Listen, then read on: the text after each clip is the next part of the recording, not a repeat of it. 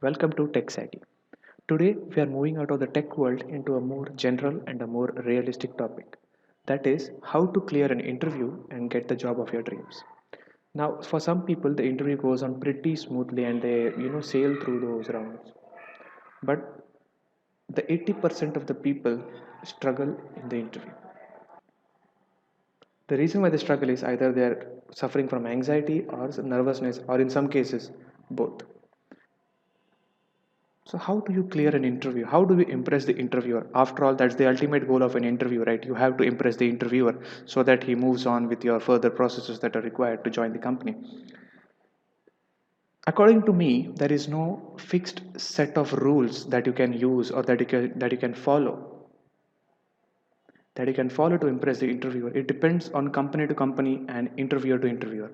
But yes, there are some general things which you can follow to make yourself, more confident, more thorough, more what you can say, more specific and more oriented towards an interview. Today we're going to see just those general things like how to follow them and what all are the things that I need to look after before you give an interview.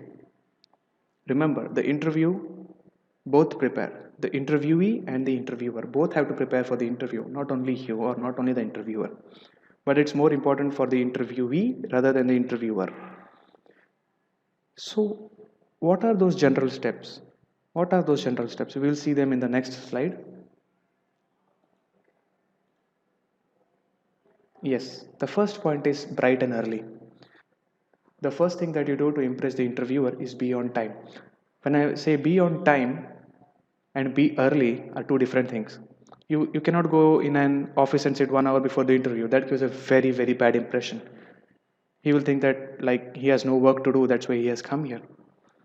So be there 15 minutes before the scheduled start of the interview. If your interview is 9 a.m. in the morning, be there at 8:45, 8:50.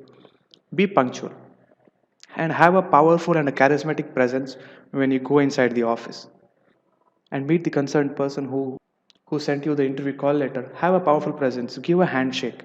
By giving a handshake, don't break his hand, his or her, I mean. So let it be what you can say, a formal handshake.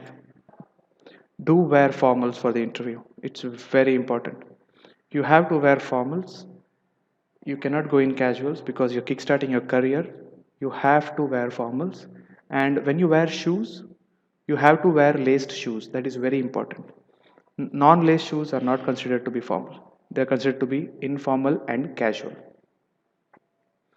So let's say that you have an interview tomorrow morning at 9 a.m. With some X company. You cannot just go in blindly, right? You have to research about the company. That's what I mean by the third point, the company info. You have to dig deep into the company's core values. What is this company doing? What is the major profit earning centers of this company? What are the pain points? And why are they conducting this interview? Why do they want a .NET developer? Everything you have to research. When I say .NET developer, I'm assuming that it's a .NET developer position that you're going for an interview for.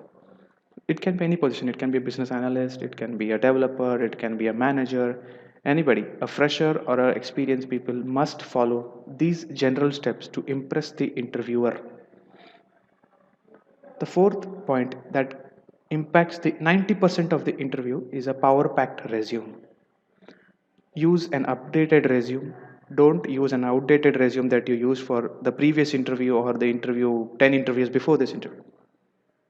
Have an updated resume because during that time you have certainly polished your skills. You have some certain strong points, you have some certain weak points. Mention it in the resume.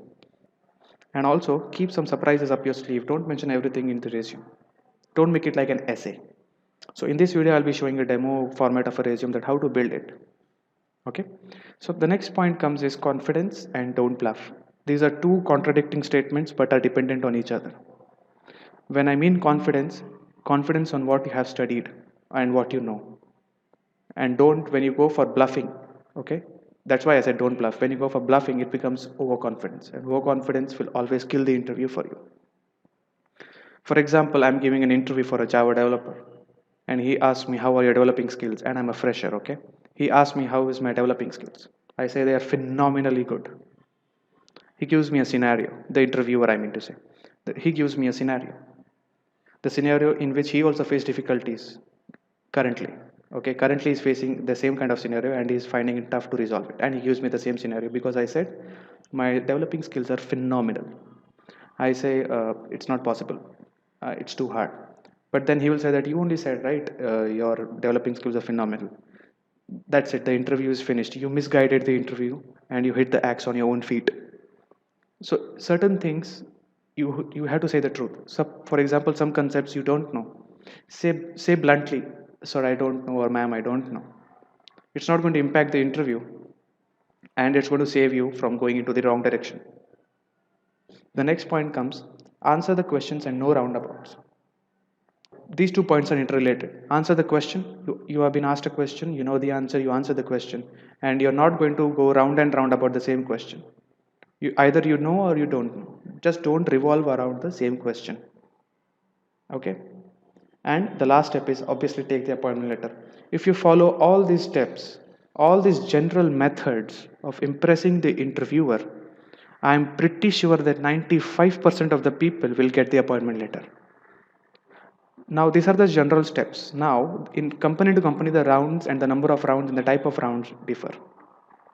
Some companies start with a technical, then go to the aptitude, then they have the HR, and then they have the CEO or the owner of the company rounds and all that.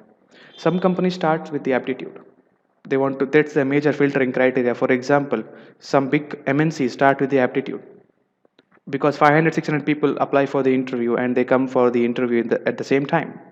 So they have to filter out those students or filter out the candidates or filter out the experienced candidates, whatever. So their filtering criteria is the aptitude test. Aptitude can be offline and online. Now, how to prepare for the aptitude? Aptitude is purely based on your mental strength and mental logic. In some companies, in interviews, there is a sudden psychometric test also, where they put you under tremendous stress by suddenly bombarding you with questions. You have to grasp in each question one by one and answer them in a proper format. Answer them in a proper way and answer them in the same sequence that were asked. It will be easier for them to judge you if you do that. Now, how do you prepare a resume which is power packed? What are the requirements of a power packed resume? Let's see a demo format. I'm going to show you a demo resume. So this is how you start your resume, okay? So in this area, you will have your name and a photograph with good, neat, formal with tie. Yeah, you have to wear a tie, guys. Seriously. Then some people have a habit of putting what you can say their academic qualifications in this section. See, I have no academic qualifications in this section. I have my technical skills. Now, why should not we put academic qualifications here? Because I'm pretty good at academics. Yeah, you might be good. Okay, some people might have a decent performance, let's say 60% in each. Okay, so don't expose that at the front page. Don't expose your academic qualifications at the first page. It gives a very, very bad impression about the candidate. Okay, some people and some companies and some interviewers, they are not interested in your academic qualifications. They are just interested in the skills that you possess and how you're going to use those skills to impress the interviewer or the interviewers. There can be multiple, right? There can be a panel of 4 or 5 people. Okay. Now for work experience people, you can have a separate section called work experience and you have to mention the company name and the duration that you have worked for. Projects, the projects that you have ever worked on. For freshers, you can keep your college projects here and what technology did you work on. At least have 3 to 4 projects and at least 2 of them should be decent size, like it should be at least 2 or 3 months long. You scroll down your positions of responsibility that you ever held. For freshers, it can be an event head in a college or event head of a fest or whatever. For experienced candidates, it can be a what you can say technical project manager for this duration. This is the these were the teams that I was handling. This was the kind of extracurricular activities that I ever did, even for experienced. Extracurriculars that you have participated in any tournaments or any tournaments or any what you can say activities or something of that sort outside your curriculum. Yeah, now you have to mention the education qualification. Yes, it is mandatory in a resume, but the positioning depends upon us. So I have kept it in the last section. So when you scroll down, you have hobbies and interests.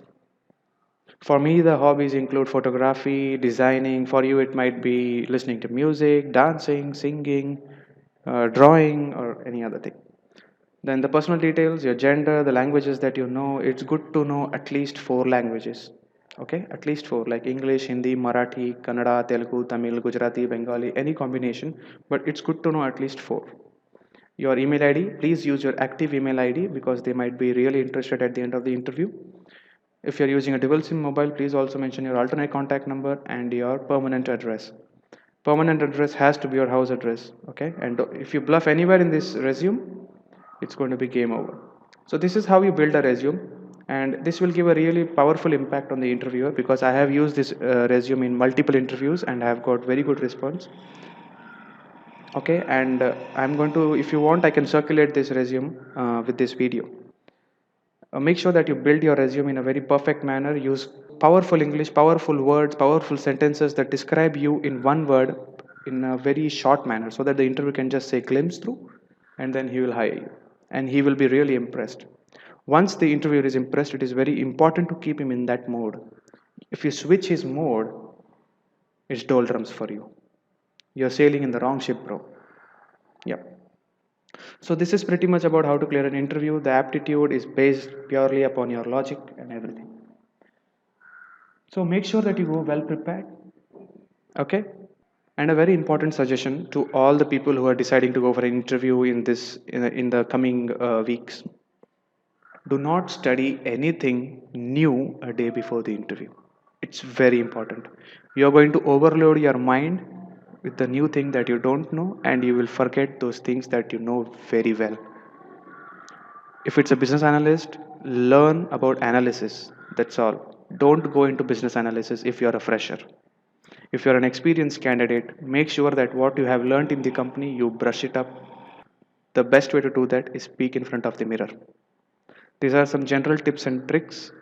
If you have any queries, you can check the description below and send me an email. I will reply to them because passing an interview is a very difficult job and getting a job is even more difficult job nowadays. Okay, so make sure that you prepare well, be confident, go in, create an aura around you based on the knowledge you have. Don't bluff, be truthful, and I am 100% sure that you will get the job. So this is TechSaggy signing off, wishing you all a happy new year, and I hope to see you all in my next video. Thank you and bye bye.